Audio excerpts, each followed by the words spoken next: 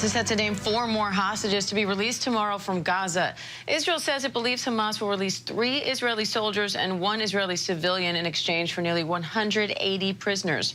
Foreign correspondent Tom Soufi-Burridge joins me live from Jerusalem with more on that. Tom, what else are you hearing about this exchange? Yeah, so we're now past the deadline, Diane, by which time, in theory, Hamas is supposed to have given Israel the names of those 4 hostages. But I think we have to treat all the timings with this with utter caution. We did last week, and some of those timings slipped.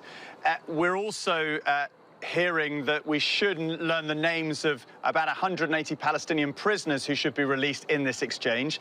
So on the prisoners, we know that some of those prisoners will have been found guilty by Israeli courts of serious crimes, including murder.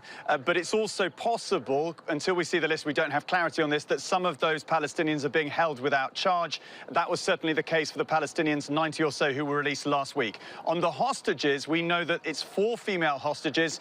We believe, or the expectation is, 1 of them will be a civilian and 3 of them will be IDF soldiers. And just to give you a sense of how complex this deal is, each of the female soldiers means 50 Palestinian prisoners released in return, and the civilian means 30. So that's how you get to the figure of 180 Palestinian prisoners in total released in this stage of the deal. Tom, on Sunday, Palestinians will be able to move back to northern Gaza. So what does that mean, given all the destruction there from the war? Well, this is another complex issue, and it had been at the heart of the negotiations running up to this deal. So it basically centers around an area in Gaza called the Netzarim Corridor. That is an area controlled by IDF troops throughout the war, and effectively Gazans have not been able to cross from south to north, many people fleeing their homes. Of course, the north of Gaza, much of Gaza, has been absolutely obliterated in this war. What happens as of Sunday under the deal is that IDF troops are supposed to have left that area, and then it means that an internationally regulated operation will then replace them to basically carry out checks on Palestinians moving from south to north, effectively making sure that people are unarmed. And according to the New York Times, the people actually carrying out those checks on the ground in Gaza will be US security contractors, and that's significant. We haven't seen US security contractors on the ground in Gaza for a very long time. So, you know, that's another complexity. But just to underline, I mean, when people talk about people in Gaza going back to their homes, well, you know, there aren't many homes for many people to go back to. I mean, we're seeing, you know, incredible images of people setting up tents in the rubble of their homes. Also images of Palestinians who are going back to the rubble of their homes, knowing or believing that some of their relatives are buried underneath, because aid agencies and British academics believe that there are thousands more bodies underneath the rubble in Gaza that basically haven't been recovered yet and haven't been added to the overall death toll in that very, very severe war over the last 15 months. Diane?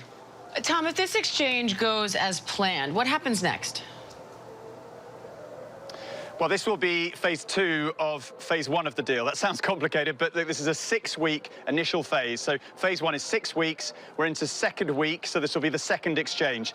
This pattern will be repeated in weeks 3, 4, 5. And then the final week, that's when we expect a larger number of Israeli hostages, about 14, to be released. Many of those, sadly, believed to be dead, so it will be the recovery of their bodies in the deal. And of course, throughout the weeks, also the exchange of Palestinian prisoners.